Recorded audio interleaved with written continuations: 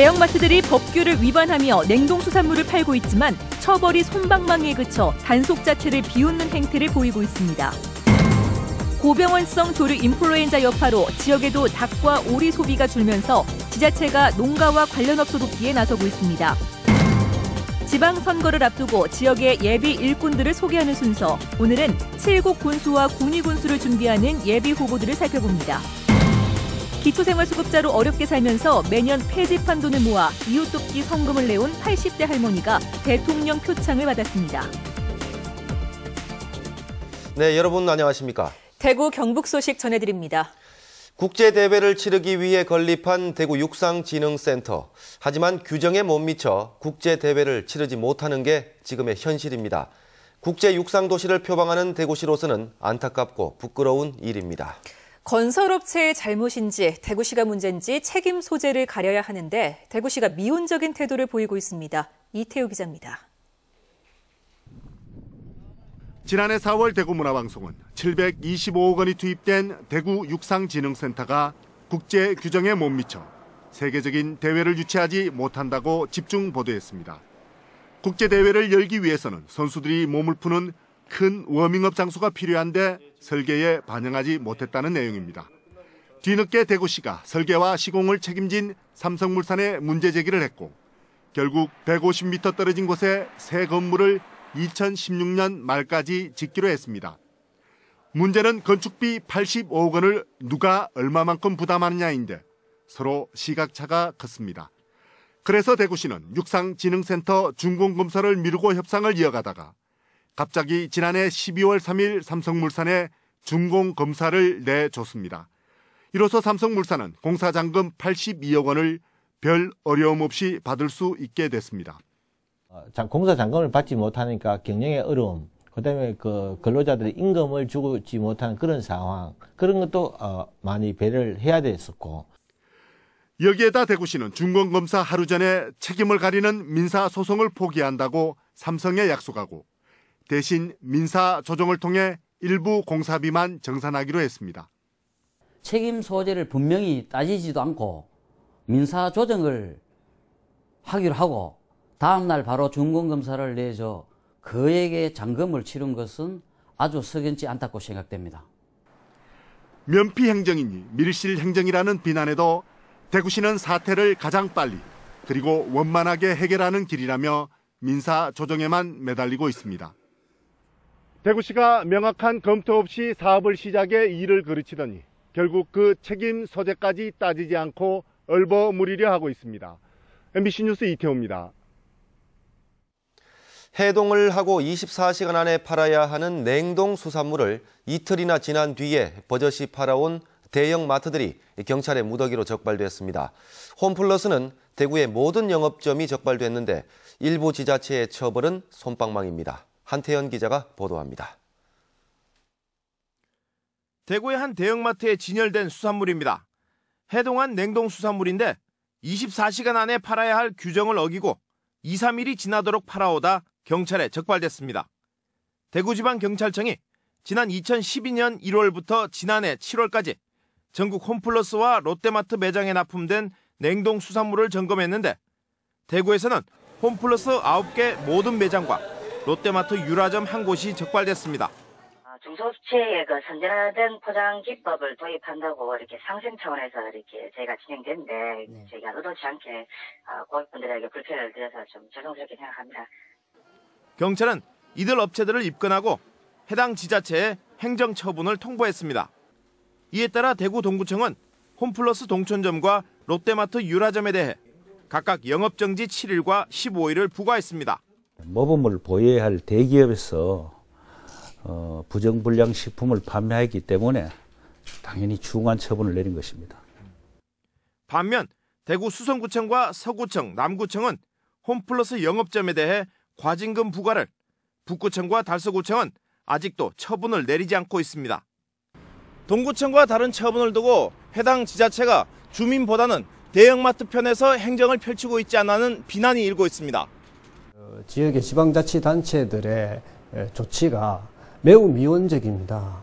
말로는 민생을 강조하고 골목상권, 중소자영업자들의 어떤 권리를 보호한다고 하면서 사실은 대기업들을 편향적으로 옹호하는 가뜩이나 지역에 대한 낮은 기여도로 비난을 받고 있는 대형마트들의 위법 행위에 행정당국의 봐주기식 처분까지 더해지면서 먹을거리에 대한 시민들의 불안감만 커져가고 있습니다.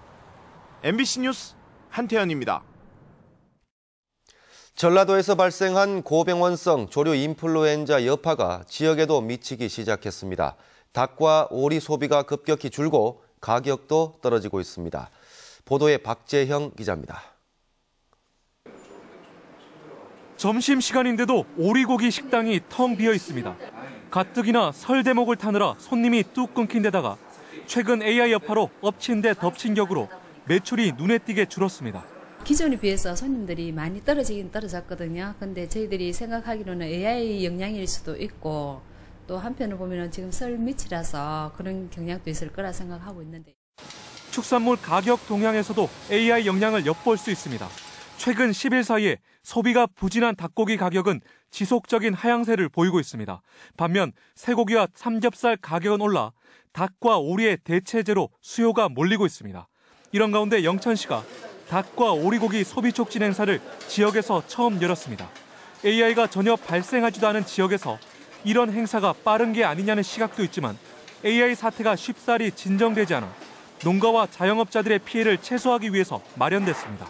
축산물 가격 안정 그리고 또 소비 생활을 위해서 생산자 단체 또 축산 단체와 함께 축산물 우리 소비 촉진 행사를 지속적으로 전개해 나갈 계획이 있습니다. 지자체와 유통업체들은 AI가 인체에 감염될 우려가 없다는 점을 알리는 등 소비자들을 안심시키기 위해 총력을 기울이고 있습니다. 조류 인플루엔자 바이러스는 인체에 감염된 사례가 한 번도 없습니다.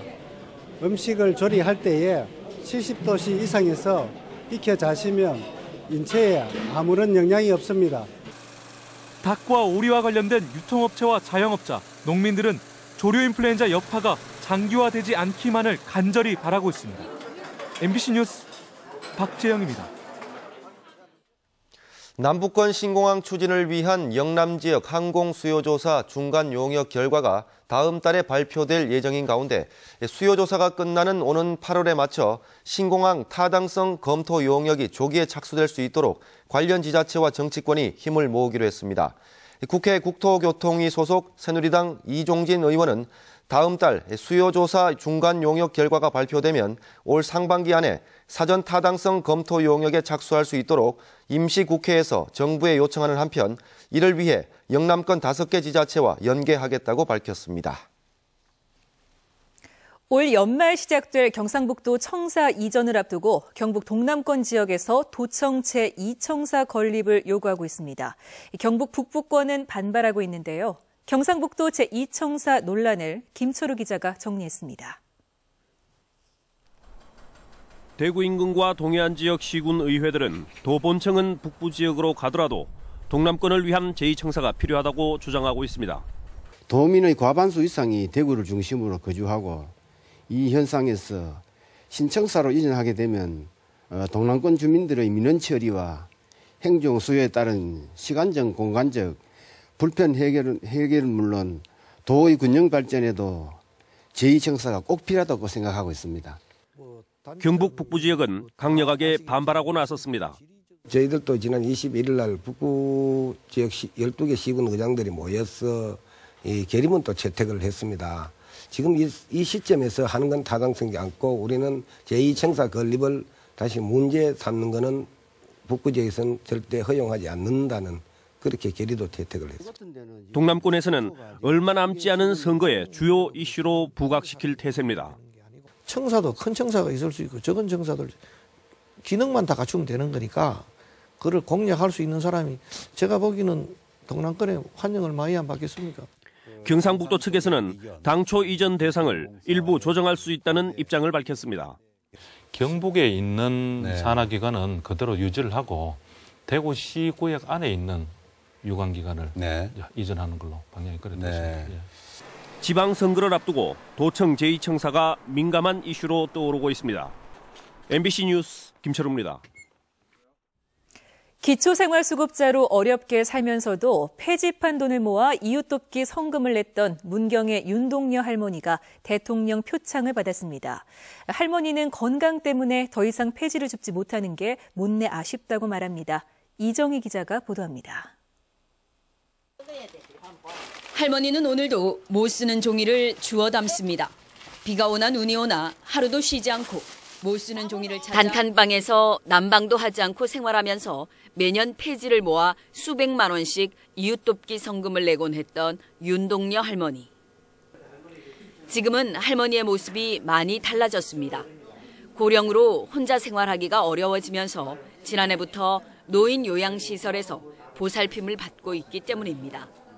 항상 그렇게 말씀하세요. 자기 그에 대한 보람 있는 일을 하셨다 그러고. 그리고 저희도 그에 대해서 굉장히 존경스럽고 그래요. 윤 할머니가 지난 10년 동안 제대로 먹지도 입지도 않고 폐지를 팔아서 낸 성금은 무려 2,870만 원. 기초생활 수급자에게 지급되는 생계비로만 생활했고 폐지판 돈은 한 푼도 쓰지 않았습니다. 성당에 나가고 뭐 그건 천지다 봐. 쓰기 싫다고. 그 돈은? 예, 아까워서. 예. 윤 할머니의 이런 공로가 인정돼 정부는 국민추천 포상자로 대통령 표창을 전달했습니다.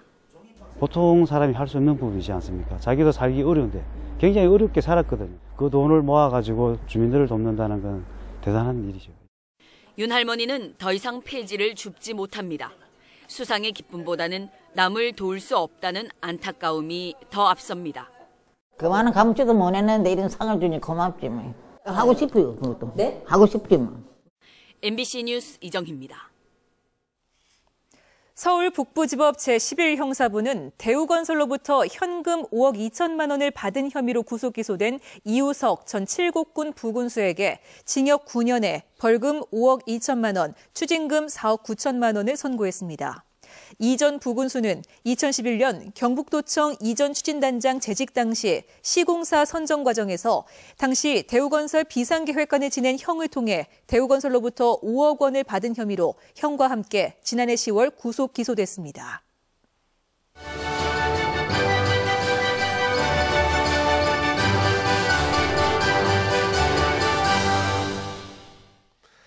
전국 동시지방선거를 앞두고 지역의 예비 후보들을 소개하는 순서입니다. 오늘은 칠곡 군수와 군위 군수 편입니다. 양관희 기자입니다. 군위 군수 지방선거에는 장욱현 군수가 재선에 도전하겠다는 의지를 뚜렷하게 내보이고 있습니다. 지난 2010년 무소속으로 출마했던 김영만 전 경북도 의원이 오는 27일 출마 회견을 갖고 역시 무소속으로 완주하겠다고 출사표를 던질 예정입니다. 군위군의 경우 아직까지 출마 의사를 밝힌 인사들이 적은데 예비 후보 등록 시기를 전후해 전반적인 윤곽이 드러날 것으로 보입니다. 칠곡군은 현직 군수를 포함해 자천, 타천으로 거론되는 후보만 8명에 이릅니다. 선거법 위반 혐의에서 벗어난 백선기 현 칠곡 군수가 현직 프리미엄을 바탕으로 재선에 도전합니다. 여기에 송필각 경북도의회 의장이 정당 공천 여부와 상관없이 무소속으로라도 선거에 참여하겠다고 출마 의사를 밝혔습니다.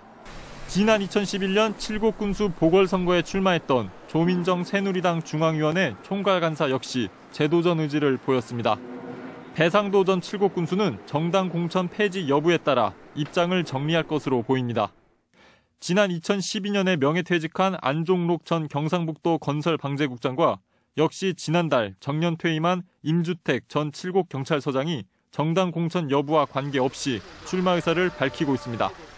세 차례에 걸쳐 군의원을 지낸 박창기 전 칠곡군 의회 의장과 지난 5대와 6대 칠곡군 의원을 지낸 곽경호 군의원도 출마 의사를 드러내고 있습니다. MBC 뉴스 양관입니다. 대구시장 출마설이 나도는 새누리당 조원진 의원은 시장 후보 공천권을 시민들에게 돌려줘야 한다며 시장 후보 선출은 유권자의 5% 이상이 참여하는 완전 개방형 예비 경선제로 치러야 한다고 주장했습니다. 또 시장 후보가 전략 공천과 낙하산 공천으로 진행되는 것은 시민들의 정치 변화 요구에 역행하는 것이며 대구 시민들의 저항을 불러올 것이라고 강조했습니다.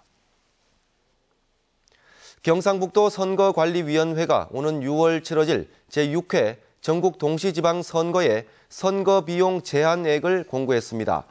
경북지사와 도교육감 선거는 15억 9,200만 원이며 비례대표 도의원은 1억 8,900만 원입니다. 기초단체장은 안동시장 1억 6천만 원 등 평균 1억 3,800만 원이고 도의원 평균 4,900만 원, 기초의원 평균 4,100만 원입니다. 경북 도의원 정수가 지금보다 3명 줄어드는 방향으로 경북광역의원 선거구 조정안이 국회 정치개혁특위에서 사실상 합의된 것으로 알려지고 있습니다. 조정안은 안동시와 경주시, 포항시 남구가 각각 1명씩 증원되고 영덕구는 1명이 줄어들며 교육의원 5명은 모두 없어져 현재 63명인 도의원 정수가 60명으로 감소됩니다. 조정된 선거구는 광역의원 평균 유권자 5만 1,900명, 최소 유권자 수 2만 700명에 대한 최대 최소 인구 편차 4대 1을 기준으로 벗어나는 곳입니다. 감사원에 따르면 질량 3 일반 산업단지 사업이 연기되는 상황에서 시행자인 경북개발공사가 입지 수요 재조사를 하지도 않은 채 오히려 시행자 부담인 각종 산업단지 개발 비용을 경산시가 떠안기로 계약했습니다. 경산 4 일반 산업단지 조성 사업에서도 수요 조사가 제대로 이뤄지지 않는 등 사업 추진이 부적정한 것으로 드러났습니다. 경산시는 또 당초 계획한 땅에 삽살개 테마공원을 만들 수 없다는 것을 알면서도 용역비와 부지 매입비 등 9억여 원을 낭비해 감사원으로부터 주의 조치를 받았습니다. 지난 5일과 8일 두 차례 대구 동구 왕산에서 발생한 산불 화재에 대한 수사가 난항을 겪고 있습니다. 대구 동부경찰서는 화재가 난 왕산 근처에 위치한 신순겸 장군 유적지와 주변 아파트에 설치된 CCTV를 살펴봤지만 특이점을 발견하지 못했다고 밝혔습니다. 또 화재 감식을 했지만 정확한 화재 원인을 찾을 수 없었다며 수사가 길어지면서 2주간 벌였던 잠복 근무 대신 동구청과 협의하고 등산로에 CCTV를 설치해 수사 중이라고 밝혔습니다. 청도군 선거관리위원회는 친목회 등에 참석해 음식물을 제공한 군수 입후보 예정자 62살 김모 씨와 김 씨를 도운 종친회 간부 72살 김모 씨를 기부 행위와 사전 선거운동 혐의로 검찰에 고발했습니다. 또 김 씨로부터 음식물을 제공받은 종친회 회원 16명에게 과태료 445만 5천 원을 부과했습니다. 선관위에 따르면 청도군수 입후보 예정자 김 씨는 지난해 11월 초 청도군 운문면에 있는 한 식당에서 종친 회원 5명을 만나 출마 의사를 밝히면서 음식물을 제공하는 등 최근 2개월 동안 청도 군내에서 열린 친목회에 50여 차례 참석해 사전 선거 운동을 한 혐의를 받고 있습니다. 통계청의 지난해 사회 조사 결과 경북 지역 10대, 20대 청년들의 절반이 공무원이나 공기업 취업을 원하는 것으로 나타났습니다. 통계청에 따르면 경북 지역 13살에서 29살까지 청년들의 직업 선호도는 공무원이 32.3%로 가장 높았고 공기업은 20.8%, 대기업은 17% 순으로 나타났습니다. 직업 선택 시 가장 중요하게 고려하는 요인으로 수입이 41.4%, 안정성이 27.9%로 나타난 반면 적성이나 흥미, 장래성 등은 10% 안팎으로 낮았습니다. 네, 지금까지 대구 경북 소식 전해드렸습니다. 여러분 고맙습니다.